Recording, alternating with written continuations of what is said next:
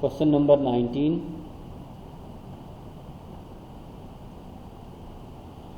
और question number 19 में again identification of hypothesis.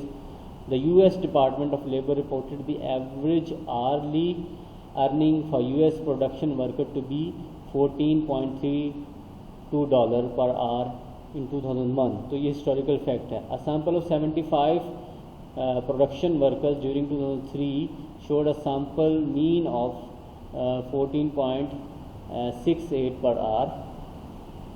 Assume that the population standard deviation is this 1.45.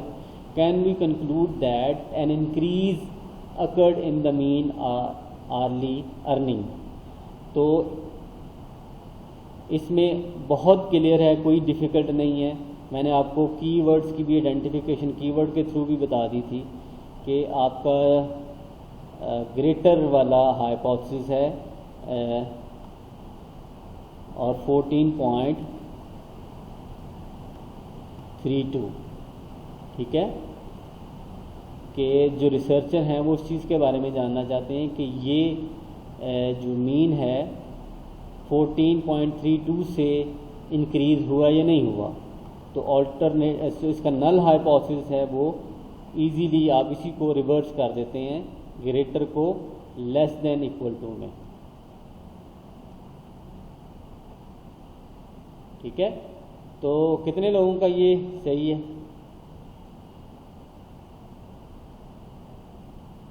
कि सब कोई गलत है?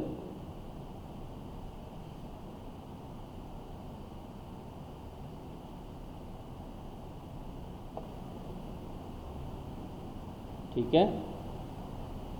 अच्छा, अब नेक्स्ट एग्जाम्पल की तरफ आते हैं. Question number 20.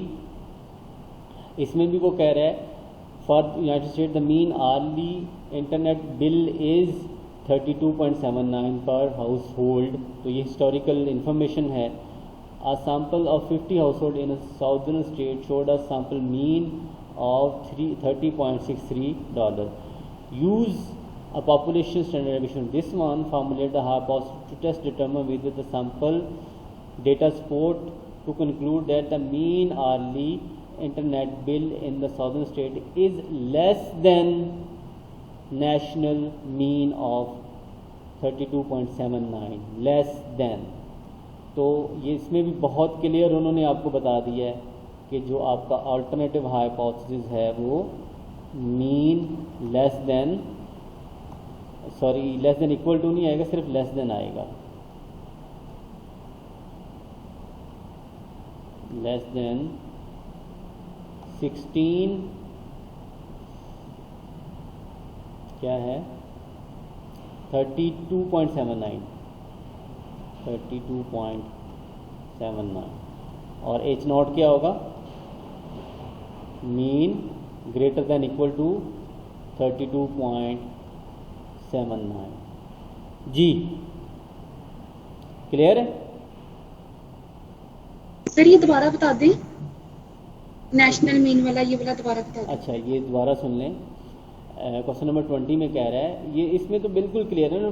Formulate hypothesis for a test to determine whether a sample data support the conclusion that the mean hourly internet bill in the southern state is less than the national mean of $32.79. तो ये हमारा alternative hypothesis होगा कि ये वो check करना चाह रहे हैं कि जो मीन है वो $32.79 से कम है. ठीक है, इसको वो चेक करना चाह रहे हैं. Okay sir. तो इसका रिवर्स तो ऑटोमेटिकली यही बनता है. तो अब अगेन आप क्वेश्चन नंबर 21 और 22 भी मेरे ख्याल में कर सकते हैं, लेकिन चले मैं आपको इनको भी एक दफ़ा फिर इनको कर देता हूँ. ये वैसे क्वेश्चन नंबर 21 करना नहीं है क्योंकि ये वेब फाइल बेस्ड होता है, इसको करना नहीं है, लेकिन सिंपली हम इसका हाइपोथेसिस तो लिख ही सकते हैं. ठीक है, तो इसके हाइपोथेसिस क्या है कि fall marketing research basis changes to a client on the assumption that a telephone service can be completed in a mean time of 15 minutes or less. ठीक है, ये हिस्टोरिकल इन्फॉर्मेशन है.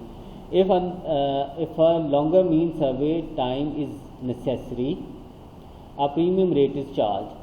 A sample of 35 surveys provided the survey timing shown in the file named FOUL. Based upon the past studies, the population standard deviation is assumed is 4 minutes. Is the premium rate is justified? तो premium rate किससे link है? Premium rate linked है किससे कि if a longer mean survey time is required, तो यानी उससे 15 minute से अगर ज़्यादा टाइम लगता है तो फिर जो प्रीमियम रेट चार्ज होता है, ठीक है, प्रीमियम रेट लगता है.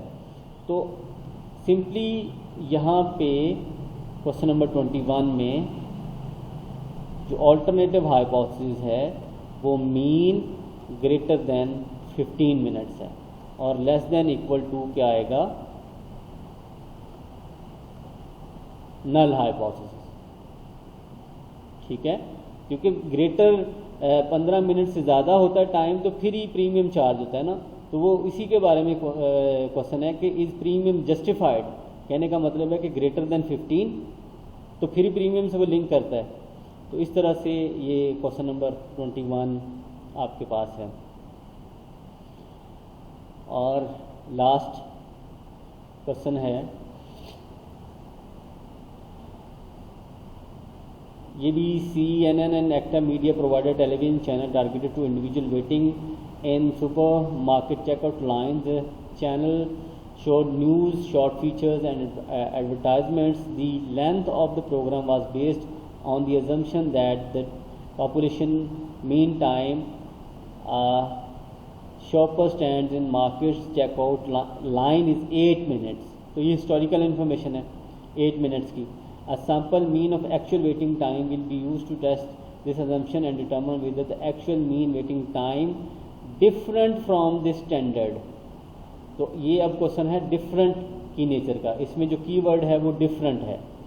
तो डिफरेंट कीवर्ड जो है वो नॉट इक्वल टू से एसोसिएटेड है कि मीन जो टाइम है वो 8 मिनट से डिफरेंट है.